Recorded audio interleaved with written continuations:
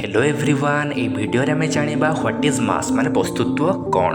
बोलसी बुझिबा देखो mass is a fundamental property of matter that measures the amount of matter in an object it tells us how much stuff is inside something तामाने वस्तुत्व हेउची पदार्थर एक मौलिक गुण जहाँ एक वस्तु रे थिबा पदार्थर परिमाण मापे एहा हमको कहिता जे कोनोसी वस्तु भितरे केते उपादान अछि सहज अर्थ रे कहिबाकू गले मन रखिबो वस्तुत्व आ ओजन एका नुहंती माने हमें कहि परिबा मास आउ वेट एका नुहंती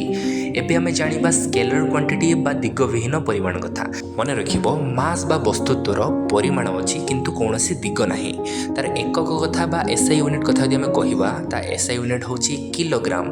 ताको केजी द्वारा लेखु किंतु ताको जदि तार सिंबल कथा कहिबा ताको हमें एम द्वारा रिप्रेजेंट करू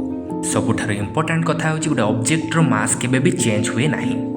मन रखिबो हाइड्रोजन रो मास होछि 1.008 एटॉमिक मास यूनिट ताको जदि हमें केजी रे कन्वर्ट करिबा 1.67 into 10 to the power minus 27 KG होबो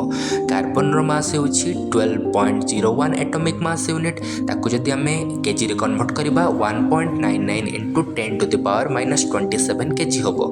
ऑक्सीजन रो मास सेमति का होबो 16 एटॉमिक मास यूनिट ताको जदि हमें केजी रे कन्वर्ट करिबा तार अप्रोक्सीमेट वैल्यू होबो 2.66 into 10 to the power minus 26 kg सेमती का नाइट्रोजन रो मास होछि 14.01 एटॉमिक मास यूनिट ताको जदि हमें केजी रे कन्वर्ट करिबा तार अप्रोक्सीमेट वैल्यू होबो 2.32 into 10 to the power minus 26 kg एमिति बहुत सारा एटम रो बहुत सारा एटॉमिक मास यूनिट अछि आ तार भी कन्वर्शन भी रहिछि एबे मास बा वस्तुत्व ऊपर तुमरो डाउट क्लियर हो जाइतबो तो चैनल को निहाती भाव में सब्सक्राइब करके नोटिफिकेशन बेल को प्रेस करदबो एवं ए वीडियो को लाइक करके निज सांग मान सहित शेयर करने ପାଇଁ भूलिबो नाही एबे भी बहुत सारा पिला अछंती जे कि चैनल को सब्सक्राइब करिनांती तो चैनल को निहाती भाव में सब्सक्राइब कर दियो आमे आ ऊपर बहुत सारा कांसेप्ट को आके डिस्कस करिवा।